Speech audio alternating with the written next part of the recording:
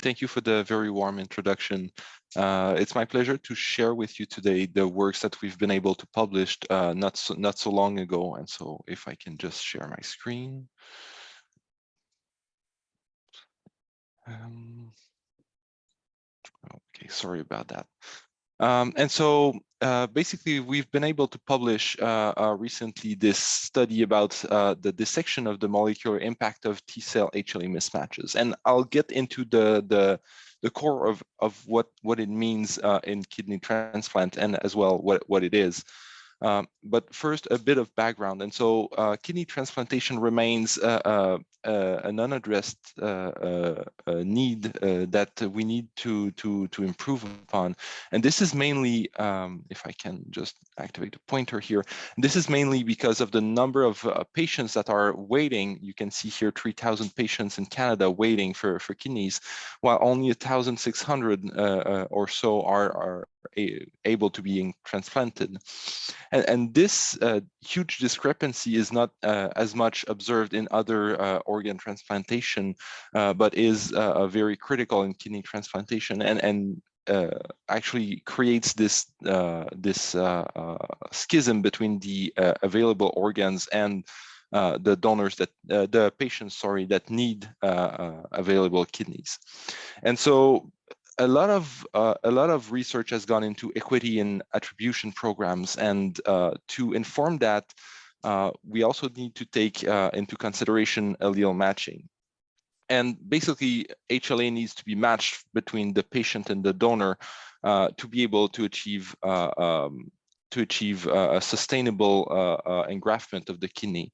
And this is also modified or affected by the fact that most of the transplanted kidneys come from deceased donors. And this is data from the OPTN from the United States. And so about 75%, this has shifted a bit in the later years here, and about 75% of donors are deceased donors, and this has an impact on the level of HLA matching. And deceased donor HLA matching is often a bit poorer with more mismatches than living donor matches, as we can see here. And this affects, of course, the life of the organ that is transplanted, as well as the quality of life of patients. And so this needs to be taken into consideration with great care. However, allele matching is not always possible, especially with deceased donors, where the time frame for matching is very, very short. Oops, I just realized my video was off, sorry. And basically, I'm not able to start my video. Okay, I'm sorry about that. It's very, very sorry. Sorry. Basically, HLA matching is very important. However, it's not always feasible in deceased donors. So a lot of research has gone into moving beyond allele level matching and looking into molecular matching. And what is molecular matching? Molecular matching is looking at the minute epitopes or the smaller epitopes that are present on the alleles rather than looking at the whole allele. And so if we can see here, we have two situations where the donors would be mismatching. And if you just look at the allele, the whole allele would be mismatched. If you instead look at molecular matching, you would look at the minute parts on top of this allele. In this case, this molecular parts here, and you can see that these mismatches, even though they appear constant in the two situations, are drastically different, with 4 molecular mismatches in the case and 2 molecular mismatches in another case. And so this type of approach allows for a more granular distinction between the mismatch between patient and donors. And this could also account with more fidelity what happens where specific epitopes will be recognized, and maybe also specific epitopes, if we're talking about the B-cell epitopes, which I'll touch about later, could be recognized and be the targets of antibody formation. And so this is also more biologically relevant to the whole rejection scheme. And so what would the impact of looking at molecular mismatches? And this comes from another article that we've published a bit before, where we described the potential risks and outcomes of using molecular mismatches. And this is for B-cell epitope, we're looking at the PRA, and this could modify the PRA in allowing us to recognize more granular risk settings for different donors for the same patients.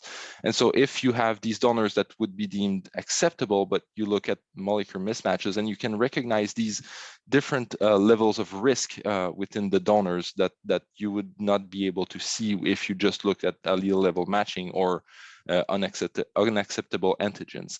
And so it's the same principle, whether it be for T-cell epitopes, which I'm going to be mostly talking about today, or B-cell epitopes, where you're able to go into a more granular approach and really characterize the risk that you're having. And maybe in some cases, you're also able to recognize molecular epitopes that are permissible and make for some donors that would be inaccessible for your patient that become maybe somewhat tolerable. And so this can have multiple benefits in terms of quality of life for patients, but also in terms of immunomodulation for the patients. And so there are several strategies of molecular mismatching. The first of them were developed for B-cell molecular mismatches with the typical HLA matchmaker for the eplets, as well as others with such as HLA-EMA, the Terasaki epitopes, and the electrostatic mismatch description.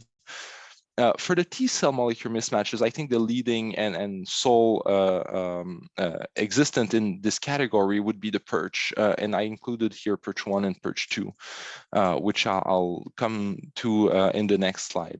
And this is the main subject of the lecture today, where we dissected the Pirche risk stratification between different Pirches, and I'll explain exactly how we were able to do that.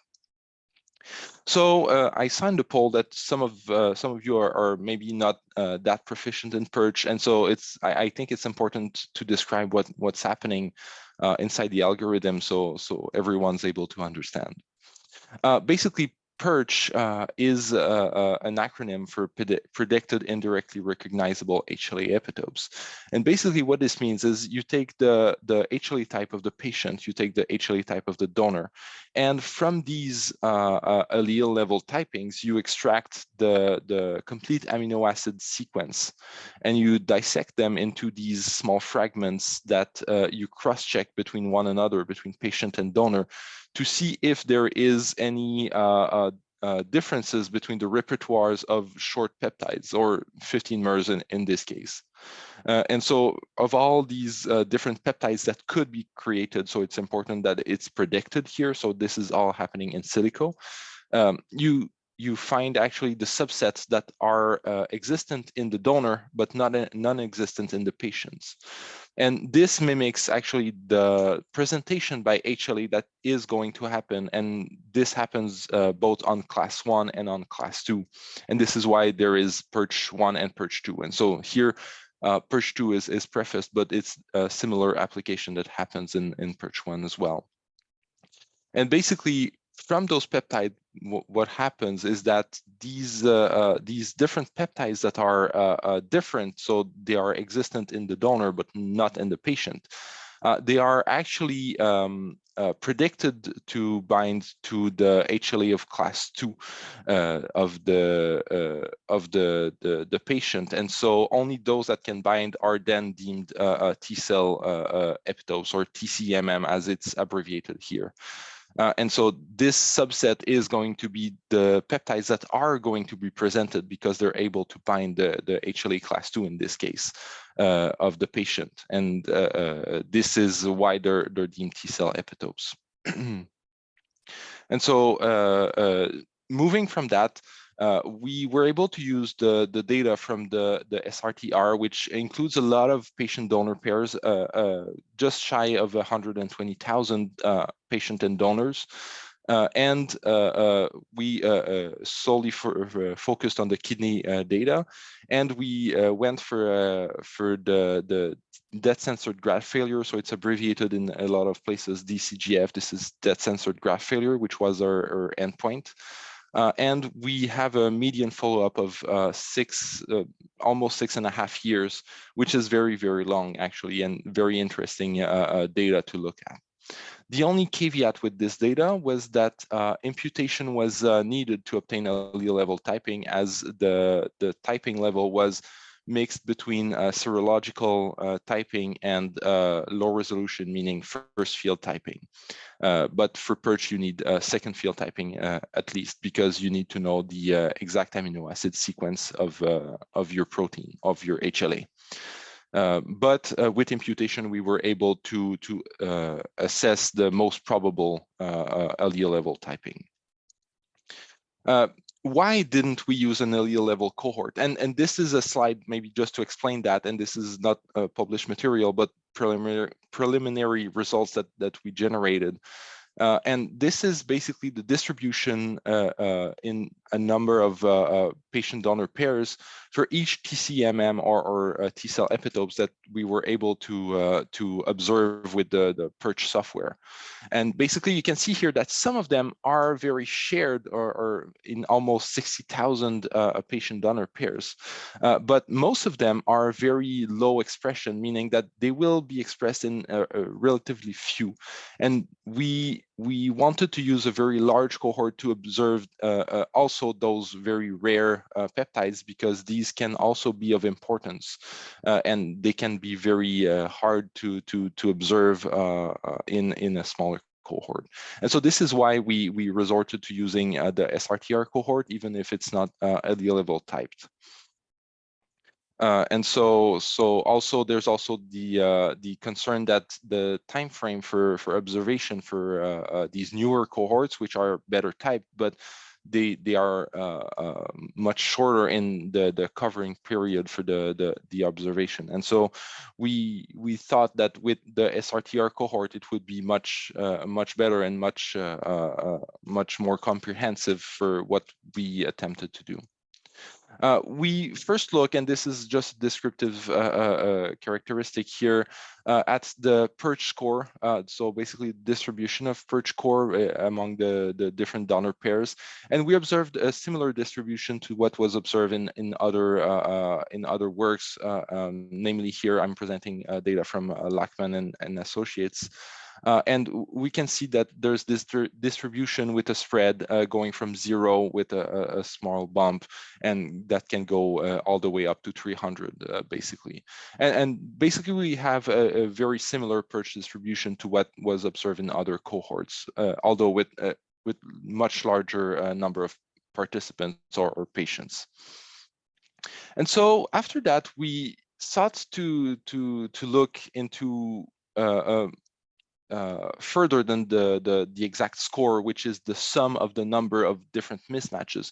But what if the identity of these mismatches could have an importance? And so can we attribute different risks to different mismatches in terms of identity? And so this is what we did. So we took each different peptides, and this is for class 1 and for class 2.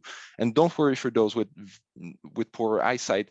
I have a blown up slide in the following slide, but I just wanted to take away the point that here they are ranked from a perspective of frequency, and so the less frequent are at one side, and it goes in frequency here going to the bottom right. And this is for class 1, this is for class 2. And a lot of them were identified, and this is 218 that were selected in this way, that were predictive of death-censored graft failure, out of a total of almost 2,000 different peptides that were observed in our study. And so we achieve a tenfold reduction in the number of these predicted mismatches. And this is very interesting, because if you take this huge pool of feature and you lower them into a smaller pool, you could be able to match with greater ease, or at least afford maybe a better match for some patients that would be otherwise very hard to match, and this could be very interesting. As I've said, I've blown this up a bit, and you can see that this is for class 1. I've taken the beginning of the distribution, so the first line, and the end of the second line, just to show a bit of a continuum. And you can see here the different peptides, and so they are not named according to any special names.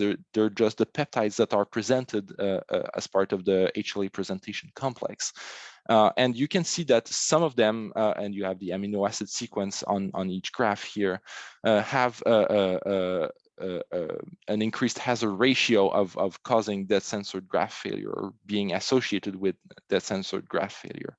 And just a small point that is very interesting is that the less frequent these peptides are, or these mismatches are, the more spread that we have on the hazard ratio observation.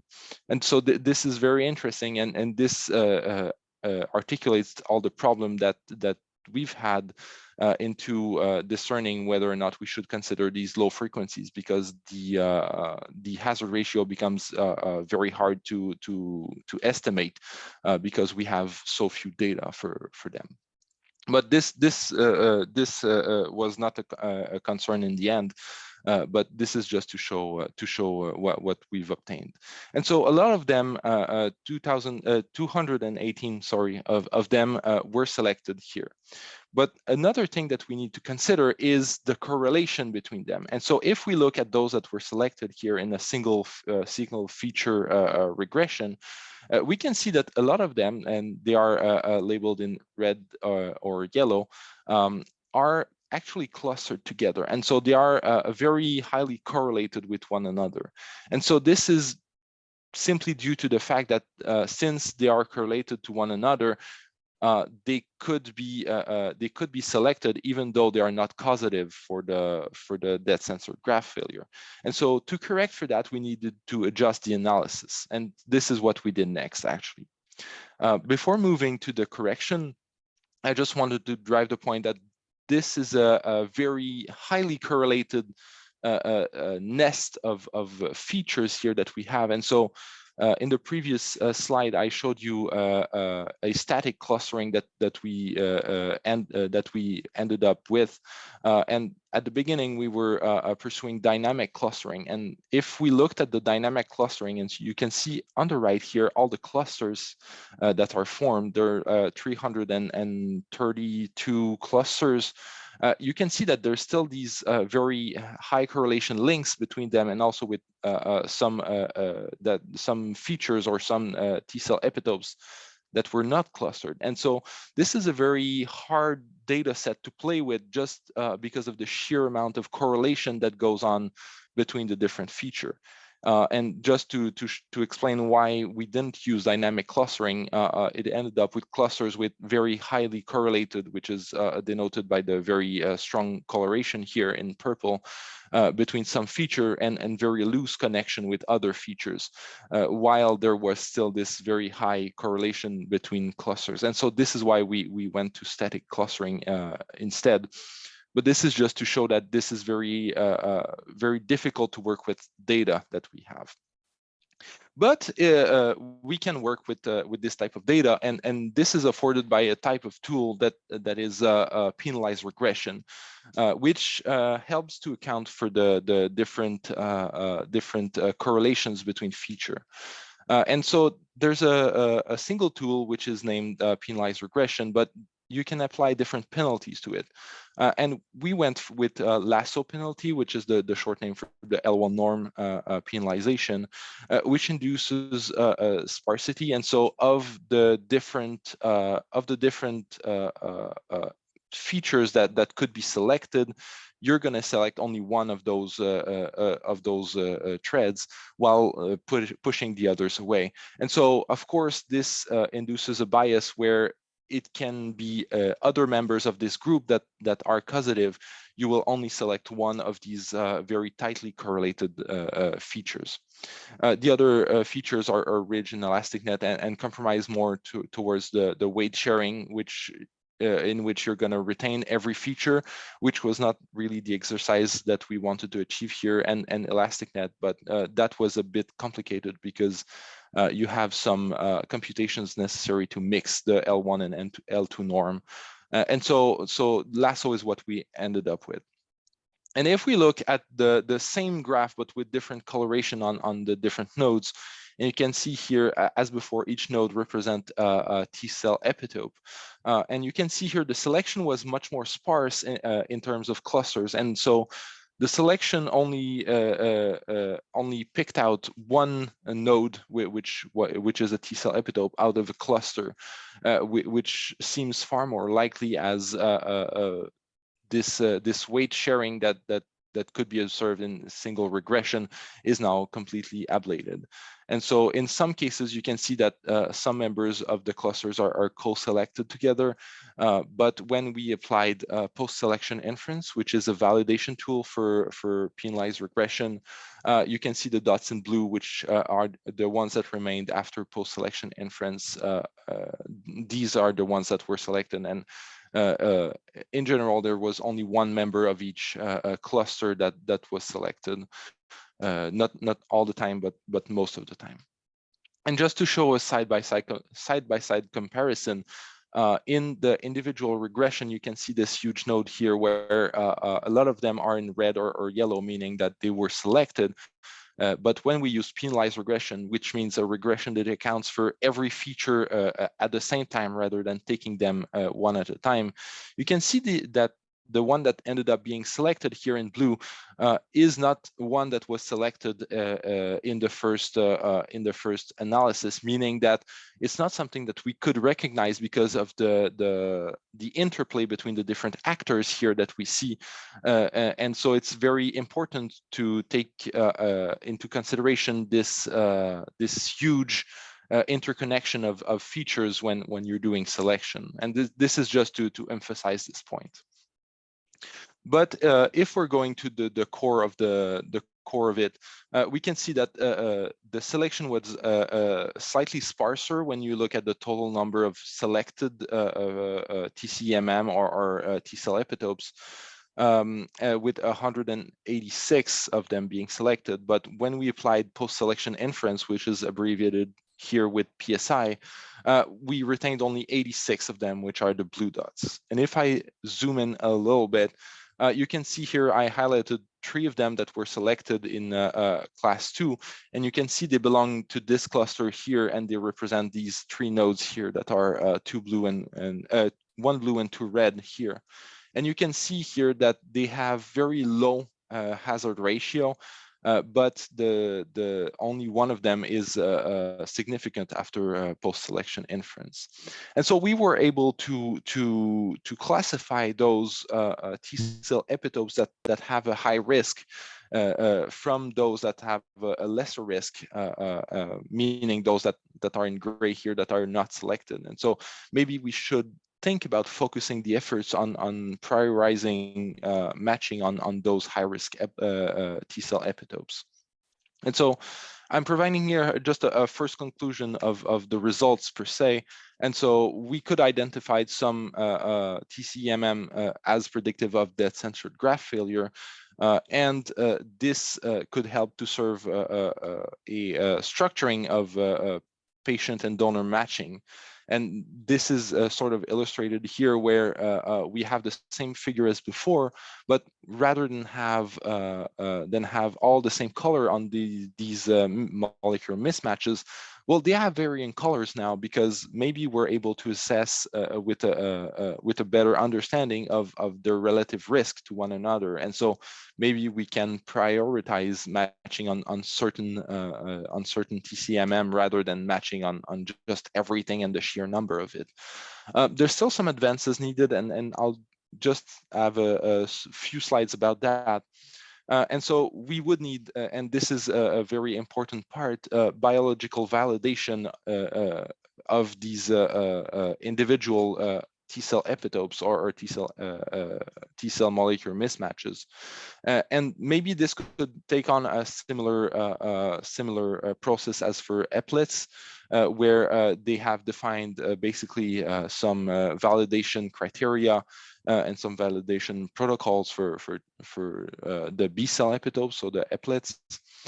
However, there is so far no direct measure of the TC-EMM response, and so this makes this process a bit harder. And this process, when it is defined, would need to account for the physiological processes between the T-cell responses, and so it would be good to have this well defined, but it is not defined at the time we're speaking now. Another point that was interesting, and we pointed out in the paper, was in a figure in a manuscript by Niemann and Associates. They defined actually the amino acids that are present at different position in these Pirche peptides, and so they were able also with these amino acids to define some position that was critical for risk bearing of Pirche peptides, but this is not something that we were able to repeat. So maybe there would be more research necessary. It's due noting that there was different endpoints in this study and our study, where they looked at antigen development rather than death and cell graft failure, because it was a different context with a pregnant woman developing antibody against their children. And so maybe there's some more research necessary to maybe define some amino acids that are critical for the risk-bearing properties of Pirche peptides. Another point that perhaps seems obvious for certain and is not understood by others is how are missing sequences managed. And so basically in HLA genes or HLA alleles, a lot of the sequences are not yet known, and so we know only part of the sequence. And so how these are managed is actually very important. For example, if you look at HLA Matchmaker, which is the software used to gather the eplets, they do not consider the potential eplets that could arise from unsequenced sections of incomplete HLA alleles. And so this could lead to an overlooking of potential eplets or an oversimplifying of the eplet carrying potential of some HLA alleles. On the other hand, you have another strategy which isn't used by Pirche, and this strategy sees the imputation or the completion of incomplete allele sequences according to the nearest neighbor. So you take the nearest HLA allele and you impute or you assume that this missing sequence would be identical. And so this leads to another potential problem where you could impute erroneous mismatches or peptides, but since both of them have some degree of uncertainty, I think that complete imputation could be beneficial because you don't overlook potential eplets, and you have, I think, in probability less a probability of making an error with imputation rather than just a complete overlooking of these regions. However, both strategies have some merit and some use around. So maybe there's some need to recognize or at least state these different strategies and how they are used. And so just to conclude this shorter section, there is definitely an unmet need to identify the responses of TCMM triggering and to afford some sort of maybe validation of individual TCMM that could arise from Pirche2. And also incomplete sequence extrapolation is, I think, necessary, but could be resolved by better sequencing of novel HLA alleles and more complete sequencing. And so that concludes the talk. I'd just like to acknowledge my supervisors at the time of writing this manuscript, so Dr. Sapir Pishatz and Dr. Antoine Lewin. as well as all the people that helped to write the article and provided the useful insight, especially for statistical analyses. And I think that's the time for questions.